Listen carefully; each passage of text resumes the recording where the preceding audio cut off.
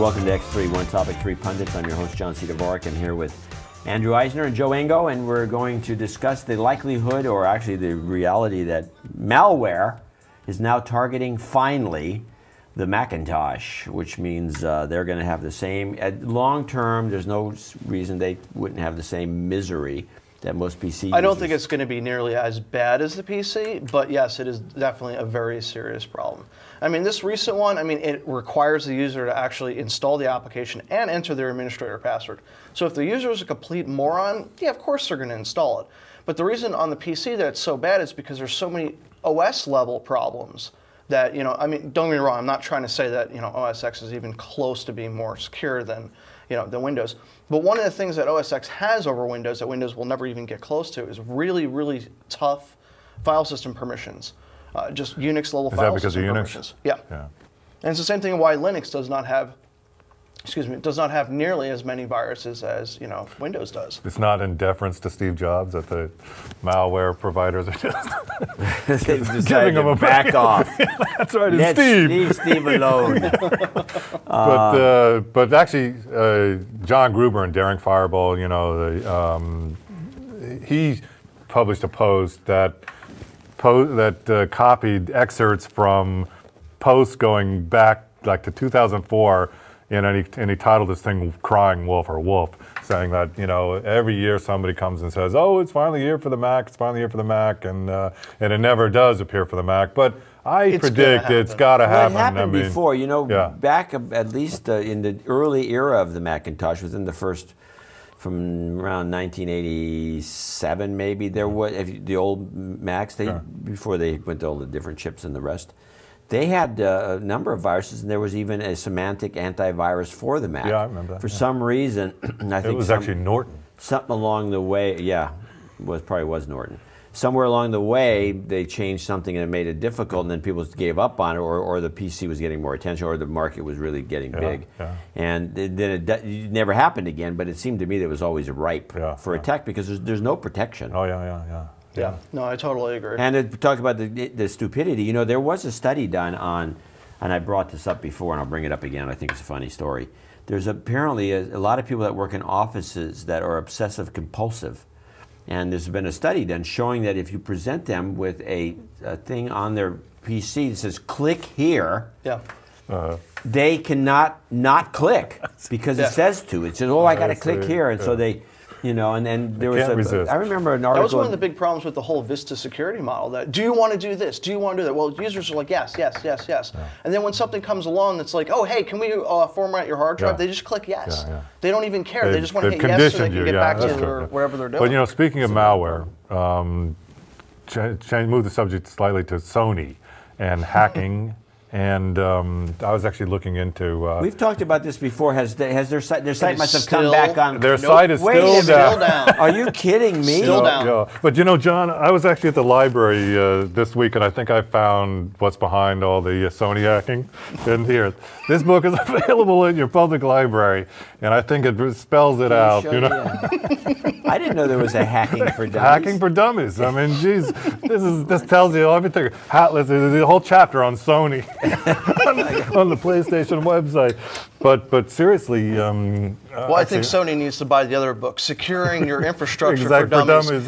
Chapter 1, patch your systems. Chapter 2, put a firewall on there. Yeah, but actually, I did a little digging because I was curious to learn who is actually behind the hacking, and it turns out. I uncovered this article, an old article, and seen a month-old article, but that mentioned this guy, George Hotz. Have you ever heard of him? No. He goes by the name of, his handle is GeoHot, and apparently he hacked the PS3 and published, how to do it, and fairly innocent hacking, but Sony came down on him like a ton of bricks. So Sony's done this in the past. Sony once, some years ago, I really lost respect for the company when they did this. There was this little company down in Southern California. I can't remember the name of it. I've written about this in the past, like this is 10 years ago or more. I think it was during the first PlayStation era. And this company had done an emulator so you could run PlayStation games on a PC. And it was a really slick little emulator, and it worked like a champ. And Sony, even though that seemed quasi-legal to have this product, and it was selling more games, because we know that the game business is mostly about selling games, Sony I guess it may have been a PlayStation 2 where you needed a disc, whatever the case was. Sony could have done two things. They could have spent a fortune suing these guys, which is what they did, or they could have just bought them. Yeah. And then maybe even expanded their business and made some money with this idea. They sued them and sued them and sued them and put them completely out of business. And it seemed it would have been cheaper to buy them and incorporate their ideas as this is Sony. This is the reason this company is not well liked. Yeah, I mean, the more pressure they put on, the people who are just trying to create homebrew games and whatnot, the worse it's going to be on them. I mean, Nintendo's been fighting it forever. I mean, there's the Twilight hack. They can't get rid of it because these discs are already out there that have this code exploit in it. You can install anything you want. There's no way for them to beat it, and they've been trying to beat it, and they can't. And then they've been putting so much DRM inside the PlayStation that it's not effective. I mean, the root private key was leaked out, and now they're going after and suing those people, and they're just suing everybody, but they're not getting anywhere. No. So anyway, it appears that the anonymous group came to this guy George Hotz's, whatever defense, and apparently, in retribution. I thought they denied that.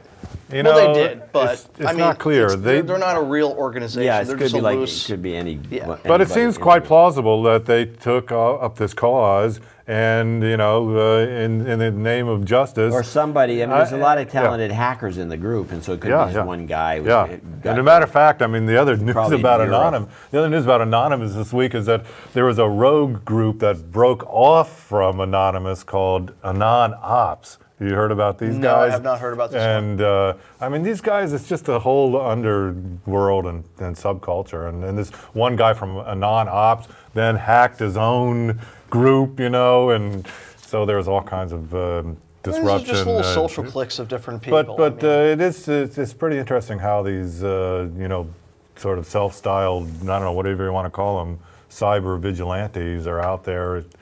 Thinking they're doing like they did. That's what they did with WikiLeaks. That Anonymous went after the people who were persecuting MasterCard and PayPal. WikiLeaks. So it's scary stuff. I mean, it's well, precursor to anarchy online. The Sony situation is such that it seems they were vulnerable. And it could have. I think it could have been a low, not even a high-level hacker. I don't think you had to be a genius. Well, I mean, they were running without firewalls, and they were running unpatched servers. The version of Apache they were running it's like almost 2 years old. Like it's extremely out of date, and that just tells me they've got some pretty serious problems going on there, and they've got to tackle those issues. And if they don't, they're going to have this exact same problem happen in a few months. Well, if they ever come back online, maybe they never will. You've been watching X3.